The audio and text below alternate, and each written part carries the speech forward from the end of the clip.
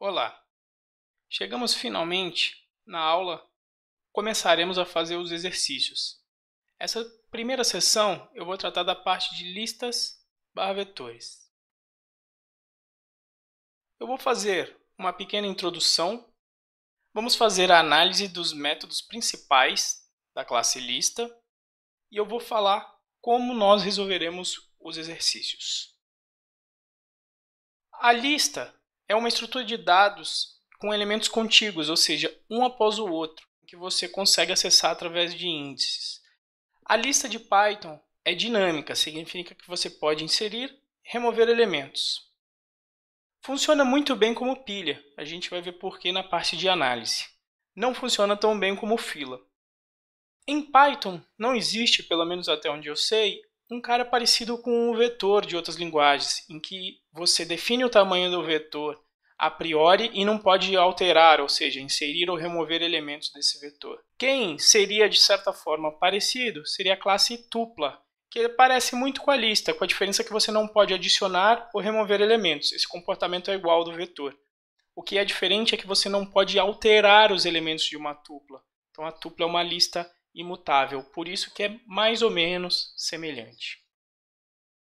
Para a utilização de lista, você precisa ter noção e ter decorado essas operações básicas com complexidade constante, linear e sublinear. Vamos dar uma olhada nas operações com tempo constante.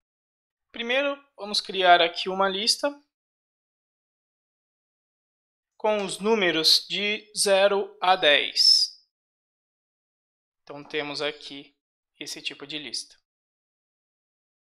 O acesso a um elemento dessa lista, o acesso em Python começa sempre do zero. Então esse cara acessa o primeiro elemento, esse cara acessa o segundo e assim por diante. E esse acesso ele é feito em tempo constante.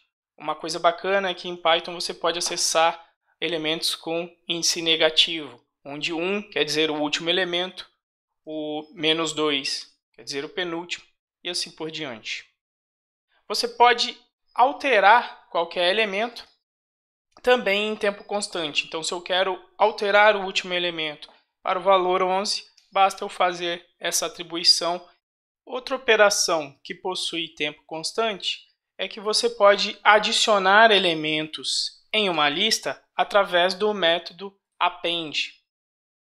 Esse cara, com inserção com append, vai ter tempo constante. Da mesma maneira, o pop, que remove o último elemento, também terá tempo constante. Então você pode inserir e remover elementos ao final da lista em tempo constante. Outra função importante que você tem acesso em tempo constante é o len, ou seja, o tamanho, o número de elementos que existem em um determinado vetor. Então essas são as operações em lista que acontecem em tempo constante. Vamos agora ver as operações em tempo linear. O for acontece em tempo linear, porque você tem que iterar sobre todos os elementos da sua lista. Então, se eu for imprimir todos os elementos, isso vai ter um tempo linear. Outra operação com tempo linear é se você quiser perguntar se um elemento pertence à lista ou não. Então, eu pergunto, 2 está dentro da lista? Ele vai responder verdadeiro. Se eu perguntar por um elemento que não está na lista, ele me responde falso. Tem um tempo linear porque internamente acaba que você tem que fazer um for nessa lista. E no pior caso, se o elemento que você estiver procurando é o último elemento, ou no caso dele não estar na lista, eu tenho que fazer um for em todos os elementos. Por isso que ele tem um tempo linear. Outra função com tempo linear é o método index. Você pergunta qual é o índice de determinado valor e ele vai te responder qual é o índice do elemento. Ou seja, elemento número 11 está no índice respectivo ao número 10. Assim, se você pode acessar o elemento para confirmar esse tipo de afirmação. Importante, se você acessar, perguntar por um elemento que não existe, você vai receber um erro, porque esse elemento não se encontra dentro da lista e, portanto, não tem um índice respectivo. Outro método com tempo linear é o count. Ele serve para contar quantas vezes um elemento ocorre em uma lista. Então, se eu pergunto aqui o 11, veja que ele vai me responder uma vez. Se eu perguntar pelo elemento 12, que não está na lista, então ele me responde 0. Se eu, por acaso, utilizo o append e coloco o 12 nessa lista e peço para contar, aí ele vai me responder 1. Se eu novamente coloco um outro elemento 12 nessa lista e peço para ele contar, ele vai me responder 2 e assim por diante. Outro método bacana que tem tempo linear é o método chamado de slicing. Vamos supor que eu queira pegar desde o segundo elemento até o meu sexto elemento. Sempre o intervalo em Python é inclusivo inicialmente, então ele vai incluir o segundo elemento, aquele respectivo ao índice 1, e ele não vai incluir o elemento respectivo ao índice 7, ele vai até o elemento com índice 6. Então, calculando, ele pegou exatamente essa fatia que está aqui em cima da lista original. Então, esse método ele é linear de acordo com o tamanho da sua fatia. Quanto maior for a sua fatia, maior vai ser o tempo de execução. O tempo de execução vai ser linear com esse tamanho. Cabe lembrar que, se você quiser pegar desde o início, você pode colocar o 0 aqui, mas se você omitir esse elemento, ele começa do índice 0. Se você omitir o elemento do final, então digamos que eu quero o segundo elemento até o último, eu posso omitir o último elemento e ele me traz esse slicing. E aí tem muita gente que usa esse tipo de coisa. Se eu não coloco o índice de início nem o de fim, ele vai fazer uma cópia completa da lista. Outra operação de tempo linear é a soma, ou às vezes a gente chama de concatenar duas listas. Então eu posso criar uma lista 2. Vamos dizer que eu vou começar do elemento 12 e vou, na verdade, 13 e vou até o elemento 15, uma lista pequena. Então, se eu somar a lista 1 com a lista 2, ele vai criar uma terceira lista concatenando, então, os valores da primeira lista com os valores da segunda lista. Perceba que ele não alterou os valores das listas originais. Esse cara tem um tempo linear de acordo com a soma do tamanho das duas listas. Então, vai demorar um tempo linear de acordo com o tamanho da primeira lista com o tamanho da segunda. Outro método que existe para fazer concatenação é o método extend, que faz coisa parecida. Então, nesse caso, eu quero concatenar os elementos da minha LST à minha lista 2. Veja que o console não me dá resposta nesse caso. Por quê? Porque ele alterou a lista original S2, acrescentando, então, a essa LST2 os elementos da LST ao final. Então, nesse caso, ele alterou LST2 e LST continua inalterada. Este método ele tem um tempo linear de acordo com, nesse caso, LST, ou seja, o iterável que você passa como parâmetro para o extend, porque ele não vai precisar criar uma lista nova. Ele já tem a lista inicial, nesse caso o LST2, e ele só vai adicionar os elementos de LST. Então ele é linear de acordo com a LST. O ruim é que ele destrói aquela lista LST2 original. Não destrói, mas altera. Ligado à função de soma está também a multiplicação. Você pode encarar isso como somar ou concatenar essa lista 10 vezes. E o resultado passa a ser esse.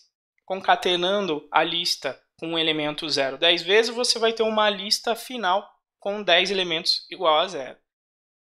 Esta multiplicação ela é linear de acordo com o fator pelo qual você está multiplicando. Nesse caso aqui, 10. Outra função que também tem tempo linear é a função reversed, que serve para você reverter uma lista. Então, eu vou criar uma lista revertendo, por exemplo, aquela minha LST original.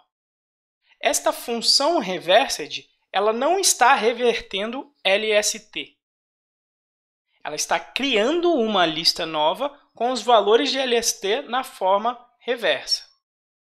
O método parecido com o reversed se chama reverse.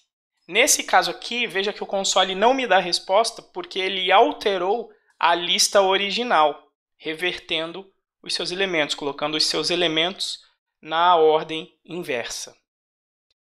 Outros dois métodos importantes é o de remoção e inserção de elementos. Então, você pode inserir um elemento no início do seu vetor com o método insert. Você diz que quer onde você quer inserir, nesse caso, como primeiro elemento, o valor, por exemplo, de 13. Olha lá o 13. O problema do método insert é o mesmo do método pop, que nós vimos, mas nós não passamos argumento. Quando você não passa argumento, o último elemento é removido. Mas, se você passar um argumento, aí ele remove o elemento com aquele índice, nesse caso aqui, o elemento com índice 0. O problema de inserir e remover elementos no meio ou no início de uma lista é que, como nós definimos essa estrutura, ela possui elementos contíguos, ou seja, um depois do outro. Então, se você remover um elemento na primeira posição, você precisa trazer todos os elementos à direita desse elemento que você está removendo, uma posição à esquerda. De maneira análoga, se você inserir um elemento, você precisa mover todos os elementos posteriores uma posição à direita. E por conta disso, você tem um tempo linear. Então, perceba que por conta disso, a lista, como eu mencionei, é uma excelente estrutura para você usar como uma pilha. Ou seja, se você remover e inserir elementos apenas no final.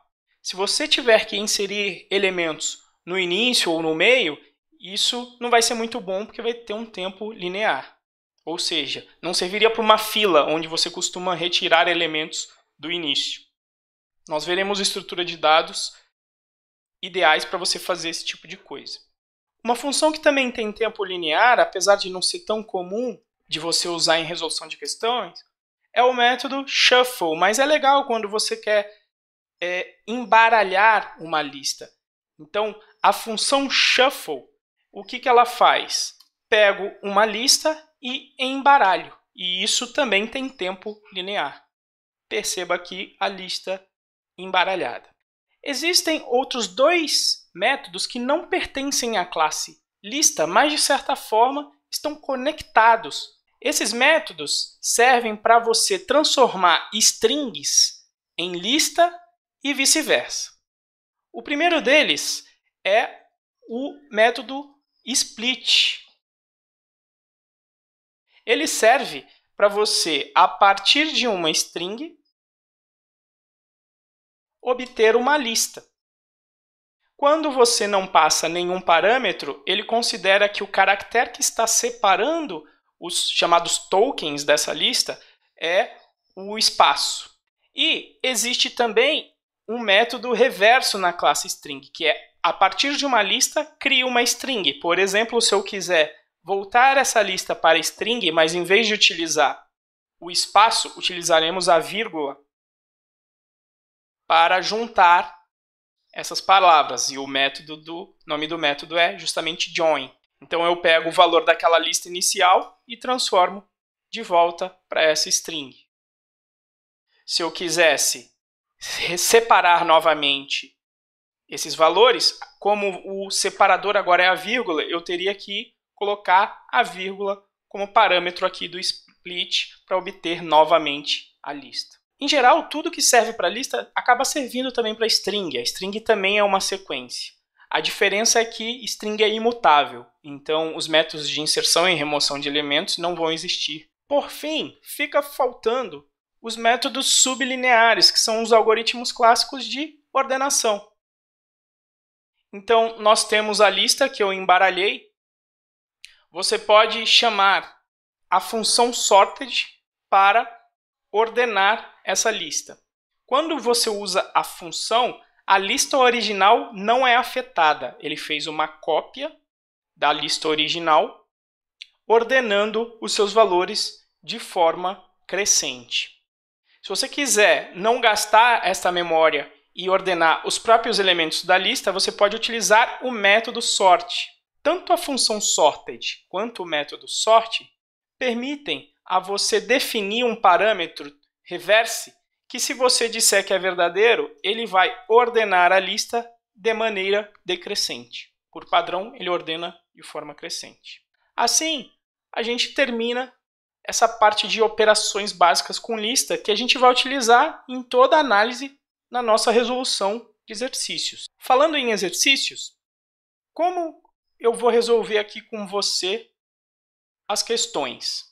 Primeiro, eu vou utilizar um link que é o melhor que eu já vi para as questões de entrevista. Eu vou colocar esse link na nossa parte de recursos. Esse link possui várias seções com questões, que é da onde, inclusive, eu vou tirar os enunciados para a gente resolver. E o importante é que essa parte inicial de string e array, que também você pode considerar a nossa lista como um array, a maior parte dos exercícios que eu já fiz de entrevista ou são exatamente iguais aos exercícios presentes nessa primeira seção aqui, que vai até o 72, ou são muito parecidos. Então, se você estiver craque nessa lista de exercícios, resolver tudo e conseguir resolver rápido as questões que compõem essa primeira seção, você vai estar relativamente bem preparado para a parte de entrevista técnica. Outra coisa é que todo o código das questões que a gente vai resolver, eu vou disponibilizar aqui nesse meu repositório renzoN/entrevista técnica. Também vou incluir esse link aqui nos recursos dessa aula. Eu não coloquei na minha apresentação a lista de exercícios que eu vou resolver, porque a ideia é que isso seja dinâmico. Eu vou escolher, vou pensar alguns exercícios nesse início, mas se por acaso a turma começar a me mandar sugestões de exercícios ou exercícios que eles têm dúvidas dessa lista, eu vou acrescentando aulas com as resoluções aqui. Então, assim, a gente termina essa aula sobre listas e vetores. Obrigado.